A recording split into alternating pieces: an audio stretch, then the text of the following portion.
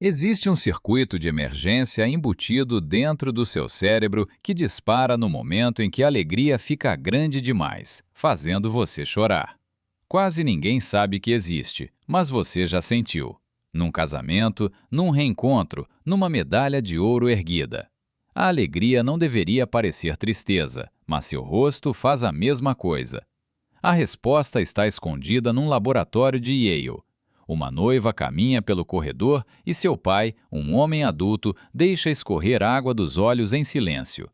Um soldado volta para casa e a sua mãe desaba em prantos.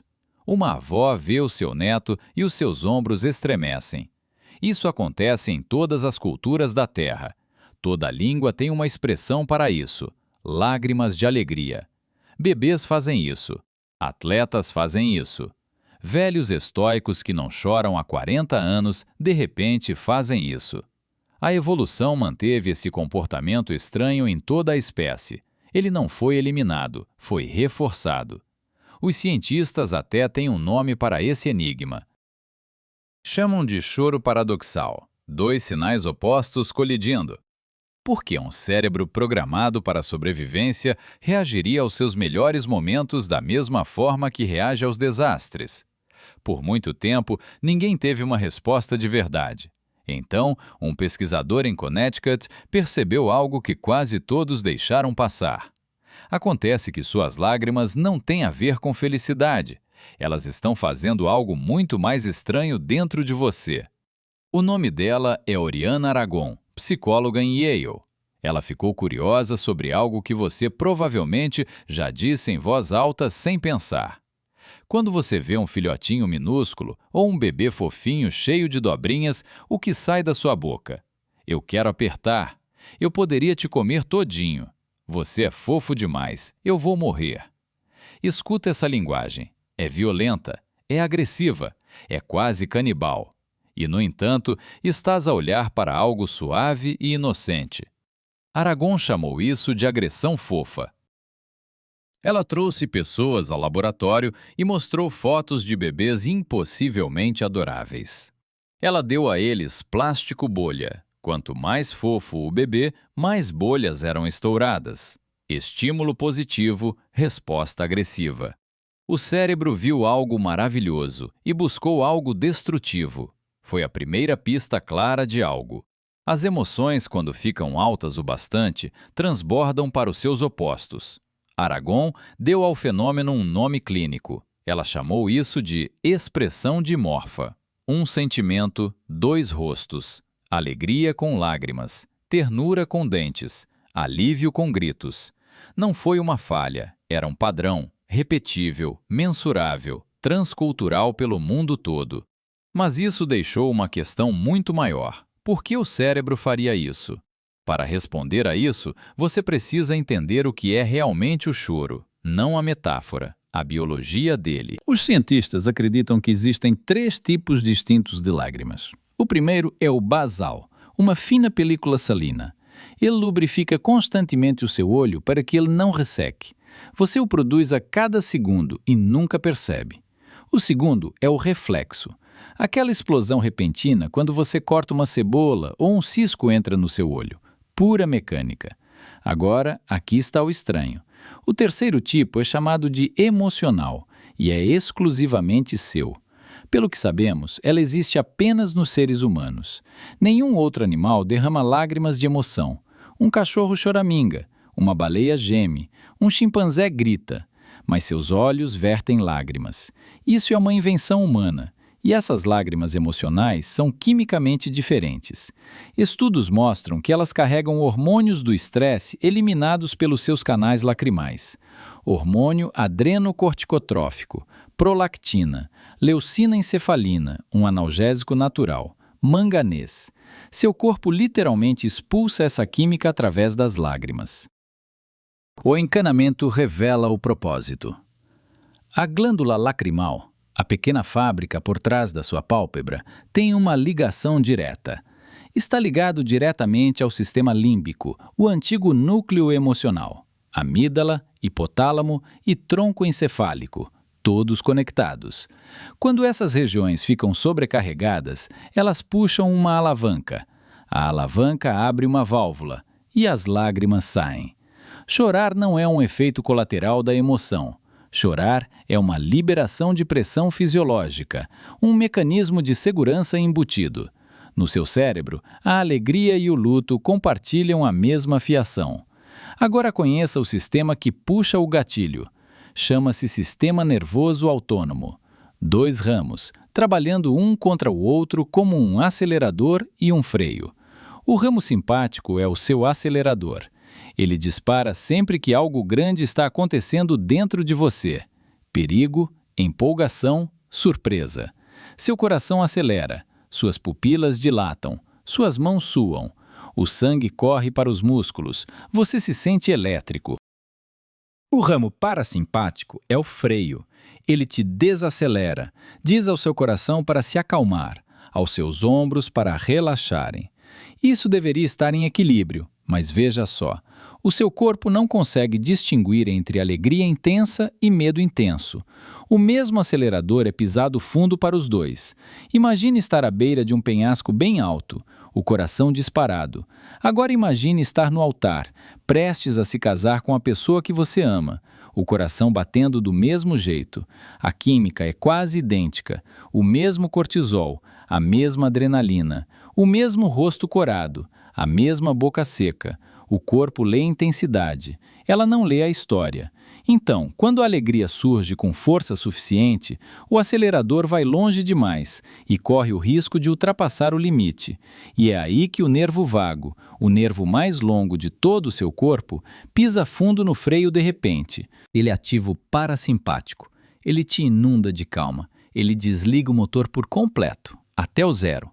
E nesse exato instante da troca, a glândula lacrimal se solta e as lágrimas começam a cair. Elas não são a emoção, são o recibo, a marca do momento em que você tirou o pé do acelerador.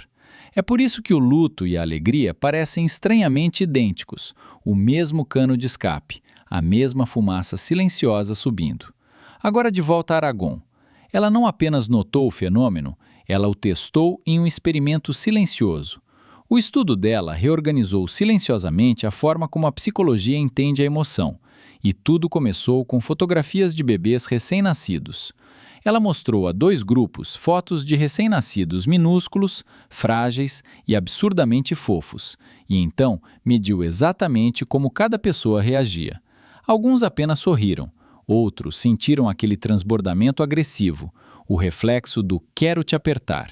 E alguns se emocionaram às lágrimas. Então ela acompanhou cuidadosamente o estado emocional deles nos minutos seguintes, e o resultado surpreendeu absolutamente todo mundo. As pessoas que choraram se recuperaram mais rápido, sua excitação diminuiu, seus batimentos cardíacos se normalizaram, seu humor se reequilibrou rapidamente. Ao contrário do que muitos pensam, chorar não os esgotava, os reequilibrava. As lágrimas estavam cumprindo um papel. O cérebro as estava usando como um regulador, não uma expressão de sentimento, mas uma ferramenta para gerir o sentimento. Aragon e seus colegas chamaram isso de hipótese da homeostase. Seu sistema emocional sempre tenta voltar ao equilíbrio. Quando a alegria sobe demais, o corpo a puxa de volta. Quando a tristeza desce muito, o corpo a puxa para cima. As lágrimas fazem parte de como essa conexão acontece. Elas não são fraqueza, não são transbordamento, não são uma falha. Eles são um termostato. E esse regulador silencioso vai muito além da alegria. Alcança cada emoção que você sente. Você já viu isso em todo lugar, só não soube dar nome. As pessoas riem em funerais, não porque a morte seja engraçada.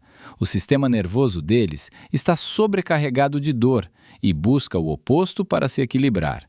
Soldados riem em meio a tiroteios. Sobreviventes de acidentes descrevem estar sentados dentro de carros destruídos, caindo em uma gargalhada histérica, enquanto os cacos de vidro ainda se assentam ao seu redor. Sorriso de raiva. Você já fez isso? Alguém te machuca tanto que tudo que você consegue fazer é sorrir de volta. Risadinha de medo. Você está assistindo a um filme de terror e não consegue parar de rir na parte mais assustadora, mais aterrorizante. Choro de alívio. Você ouve que o exame deu negativo. que a cirurgia deu certo, que a criança desaparecida foi finalmente encontrada em segurança. Você desaba no chão da cozinha, chorando como se alguém tivesse acabado de morrer. É o mesmo circuito, o mesmo freio vagal, a mesma válvula de escape, em portas diferentes. Observe um atleta olímpico no pódio quando o hino é tocado. Eles treinaram 20 anos para o maior momento de suas vidas. E o que o rosto deles faz? Ele se contorce. Como de uma criança. Como de alguém que acabou de perder tudo o que um dia amou neste mundo. Veja uma mãe segurando um recém-nascido e escute o que ela sussurra suavemente sob sua respiração trêmula. Eu te comeria. Quero morder essas suas bochechas. Você é tão fofo que eu juro que poderia morrer. Parece loucura sem contexto? No contexto, é a coisa mais universal que os humanos realmente dizem em voz alta. O cérebro se afasta da beira de uma ternura insuportável buscando, por um instante, o seu oposto. Mas tem uma coisa, existe mais uma camada em tudo isso, e ela é profunda, profundíssima e fundamentalmente social. Porque as lágrimas fazem outra coisa. Elas são públicas, visíveis, molhadas, brilhantes, inegáveis. Você não consegue fingir uma lágrima de verdade com facilidade. Você não consegue esconder uma lágrima depois que ela cai. Cientistas acreditam que a evolução manteve o choro emocional como um sinal honesto que você não consegue fingir. Quando outro ser humano vê você chorar, algo acontece no cérebro dele. A agressividade diminui, a empatia dispara. Estudos mostram que uma lágrima no rosto de alguém muda a forma como essa pessoa é percebida. Mais suave, mais confiável, mais necessitada de ajuda. Mas eis a reviravolta. Pesquisas sugerem que as lágrimas emocionais carregam sinais químicos reais que agem sobre o corpo de quem observa. Um estudo israelense descobriu que homens que cheiraram lágrimas emocionais de mulheres apresentaram quedas mensuráveis na testosterona. As lágrimas estavam fazendo química. Imagine que você vive em uma pequena tribo há 40 mil anos. Alguém retorna de uma caçada que todos davam por perdida. A alegria explode no grupo. Os corpos transbordam, lágrimas caem brilhando em cada rosto, fazendo duas coisas ao mesmo tempo. Elas reequilibram cada sistema nervoso, convidam toda a tribo a partilhar o momento. Aproximem-se, baixem a guarda, criem laços. Chorar de alegria não é apenas regulação, é um chamado. É como dizer, estou tomado por tudo isso, venha partilhar comigo, aqui é seguro. A evolução recompensou a emoção visível. Aqueles que conseguiam chorar de alegria mantinham suas tribos unidas. Seus genes seguiram adiante. O seu, em parte, veio deles. Então, o que tudo isso significa para você, aqui e agora? Lágrimas de alegria não são fraqueza, não são perda de controle. Não são algo para esconder atrás de óculos escuros ou disfarçar com um piscar rápido. Elas são o seu cérebro fazendo exatamente o que foi projetado para fazer. Regulação, proteção, liberação. Nada mais, nada menos. Quando você as reprime, não interrompe a emoção. Você prende seu sistema nervoso travado no pedal do acelerador. A excitação permanece. O cortisol permanece, o aperto no peito permanece. Você anda por horas se sentindo agitado. Você sente ansiedade, um leve desconforto, incapaz de se acalmar. A onda não completou seu ciclo. O freio nunca foi acionado por dentro. Mas aqui está a reviravolta. O oposto também é verdade. Quando você deixa as lágrimas virem, você fecha o ciclo. O nervo vago faz o seu trabalho. O sistema parasimpático entra em ação. O coração desacelera, a respiração se aprofunda, a calma retorna em silêncio. 2 minutos depois, você se sente estranhamente limpo, mais leve, de volta a si mesmo. Isso não é coincidência, é a biologia completando uma frase. Seu cérebro não está te traindo. Ele está te protegendo, metabolizando uma experiência grande demais para ser contida em estado bruto dentro de você. Ela transforma uma onda que poderia te afogar em uma onda que simplesmente atravessa o seu corpo e segue adiante.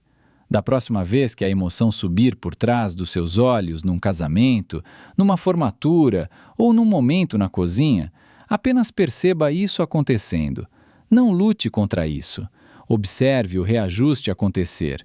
Sinta o freio, aquela tensão, aquele borrão quente, aquela respiração presa se solta. Essa é a engenharia humana embutida em nós, com milhões de anos funcionando perfeitamente. Você não está desmoronando. Você está voltando ao equilíbrio. Resta um mistério. Por que algumas pessoas nunca choram? Jamais. Não importa o que a vida coloque diante delas. Alguns adultos passam anos sem derramar uma única lágrima emocional. Nem de tristeza, nem de alegria, nem por qualquer outro motivo. Os sistemas nervosos deles processam essas ondas de forma diferente, e o que isso faz com o cérebro se torna uma história estranha à parte. Se você quer saber o que acontece com as pessoas que realmente não conseguem chorar, esse vídeo já está na fila, é o próximo. Antes de você sair, me diga uma coisa sincera. Quando foi a última vez que você chorou de uma alegria pura e sem complicações? Qual foi o momento exato? Conta pra mim aí nos comentários. Eu leio mesmo, todos eles, um por um. Quer mais explicações tranquilas sobre o que o seu cérebro faz enquanto você vive a sua